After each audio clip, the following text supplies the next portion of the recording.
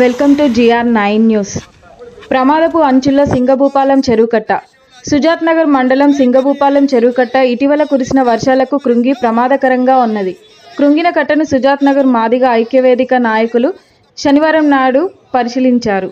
ఈ సందర్భంగా నాయకులు మాట్లాడుతూ గతంలో చెరువుకట్టలో మధ్యభాగం కొంత వర్షాలకు కృంగి పగుళ్లకు గురైందని, అప్పుడు అధికారులు సరైన మరమ్మతులు చేయకపోవడం వలన నాసిరకంగా నిర్మాణ పనులు సాగించడం వలన మరలా ఇప్పుడు ప్రమాద పరిస్థితిని చేరిందని, ఇందులో అధికారులు నిర్లక్ష్య వైఖరి స్పష్టంగా కనపడుతున్నదని, కాంట్రాక్ట్ అవినీతి ఏంటో అర్థమవుతుందని అన్నారు.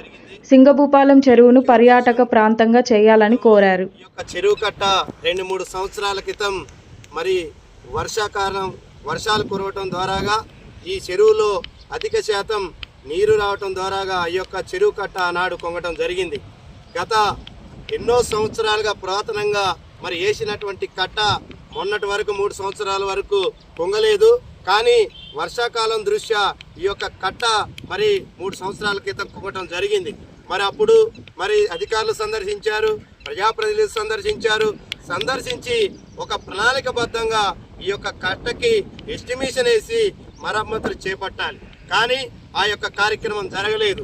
అప్పుడు నామమాత్రంగా ప్రజాప్రతినిధులు కానీ అధికారులు కానీ దీనికి పూర్తిగా ఎస్టిమేషన్ వేయకుండా నామమాత్రంగా మరమ్మతులు చేయటం జరిగింది.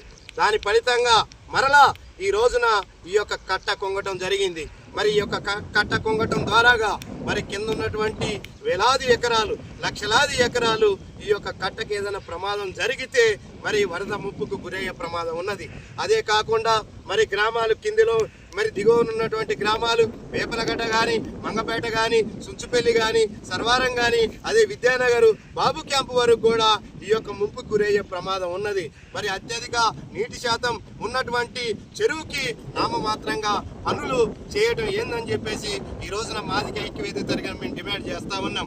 అదే పద్ధతుల్లో ఈ యొక్క మరి కట్ట తెగిపోతే ఇదే కాకుండా మరి వేలాది లక్షలాది మరి జనాలు ఉన్నటువంటి ఈ యొక్క మండలానికి నీళ్లు అందిస్తూ, పంటలు పండిస్తూ, అనేక దాహం తీస్తున్నటువంటి, అనేక మరి అదే విధంగా ఆహారాన్ని అందిస్తున్నటువంటి ఈ యొక్క చెరువు మరి ఈ విధంగా గురి కావటం చాలా దుర్మార్గం. అదేవిధంగా అధికారులు కూడా నిర్లక్ష్యంగా వ్యవహరించడం దుర్మార్గం అని చెప్పేసి ఈ సందర్భంగా మేము డిమాండ్ చేస్తా ఉన్నాం.